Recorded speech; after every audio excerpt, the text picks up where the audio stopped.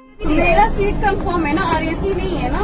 RAC नहीं है तो इसको मेरा सीट कंफर्म है ना। मैंने कर लो यार। तो ये नहीं बोला। एक महिला तिकिटाशिवाय रेल्वेतून लांबचा प्रवास करत होती। त्यातून ती बर्थवर आरामात झोपलेली होती, परंतु ज्यांची सीट आहे त्यांना ती बसूच देत नव्हती। अशातच इतर प्रवासी हे तिच्याशी वाद घालायला लागले। चॅनलवरती नवीन असाल तर MM मराठी न्यूजला जरूर सबस्क्राईब करा। परंतु ही महिला जागेवरून अजिबातच उठायला तयार नव्हती।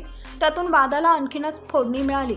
यावेळी तिनं इतर प्रवाशांशी जोरदार भांडायला सुरुवात केली। ती महिला कोणाचंच ऐकून घेण्याच्या मनस्थितीत नव्हती।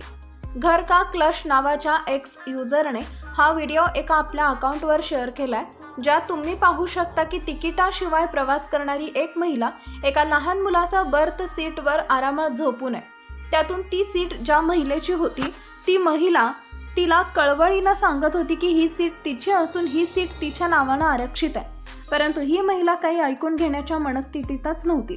मी उतरत नाहीये, तू टीटीला फोन कर, मी त्यांच्याशी बोलेन असं म्हणून तिनं चक्क त्या सीटवरून उठण्यास नकार दिला आणि प्रवाशांना ॲडजस्ट करायला सांगितले।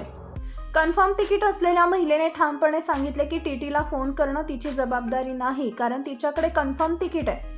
मात्र बर्थवर बसलेल्या महिलेने तुम्हाला जुळवून घ्यावं लागेल असाच नारा सुरू ठेवला। कन्फर्म सीट असलेल्या महिलेने वैतागून आपल्या वडिलांना ही परिस्थिती सांगितली आणि तिकीट नसलेल्या महिलेला असभ्य असं म्हटलंय। तेव्हा सीटवर बसलेली महिला तरी आगाऊपणे मी असभ्य नाही, तुम्हाला ॲडजस्ट व्हायला सांगतेय असं वारंवार सांगत होती। यावेळी नेटकरीही या तिकीट नसलेल्या महिलेवर भडकलेत।